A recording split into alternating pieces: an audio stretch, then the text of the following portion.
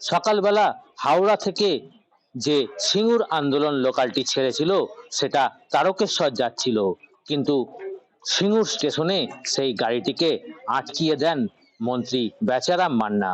এরপরেই গাড়ির সামনে বসে পড়ে তারা বিক্ষোভ শুরু করে।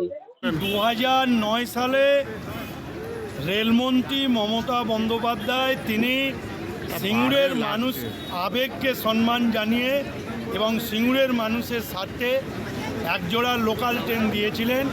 সেই লোকাল ট্রেন 15 বছর ধরে চলছিল এবং এই লোকাল ট্রেন সিঙ্গুরের মানুষের কাছে অত্যন্ত জনপ্রিয় ছিল।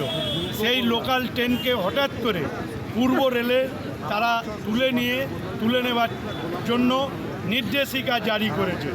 তার বিরুদ্ধেই আমাদের প্রতিবাদ।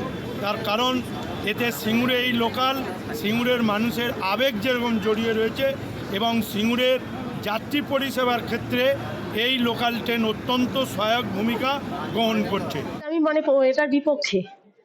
সিঙ্গুর হাওড়া ছিল খুব ভালো ছিল। অনেক বয়স্ক মানুষ আছেন বা অসুস্থ মানুষ আছেন যারা তার প্রাইভেট কারে করে অ্যাফোর্ড করতে পারেন না, তো তারা যখন কোথাও যাবে অনেক সময় এই ট্রেনটাই টার্গেট করে রাখে। অসুবিধা আমরা ধরুন যারা ডেলি প্যাসেঞ্জারি করি তাদের ক্ষেত্রে খুবই অসুবিধা।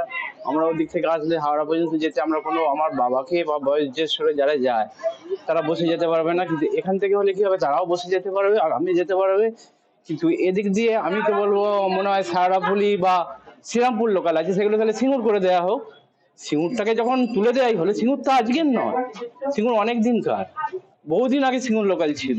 সেদিক দিয়ে আমি বলবো সিঙ্গুর লোকালটা অবশ্যই থাকা উচিত। দীর্ঘক্ষণ ধরেই এই বিক্ষোভ কর্মসূচি চলে। তারপরে রেল কর্তৃপক্ষ সিদ্ধান্ত নেয় আজকের জন্য সেই সিঙ্গুর আন্দোলন লোকালটি সিঙ্গুর থেকে হাওড়ার উদ্দেশ্যে যাবে। এরপরেই বিক্ষোভ তুলে নেন রাজ্যের মন্ত্রী বেচারাম মান্না।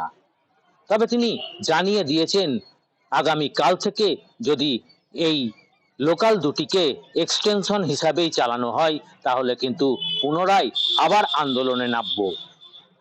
সিঙ্গুর থেকে ক্যামেরায় অমিত কর্মকারের সঙ্গে প্রবীর প্রামাণিকের রিপোর্ট, NK TV বাংলা।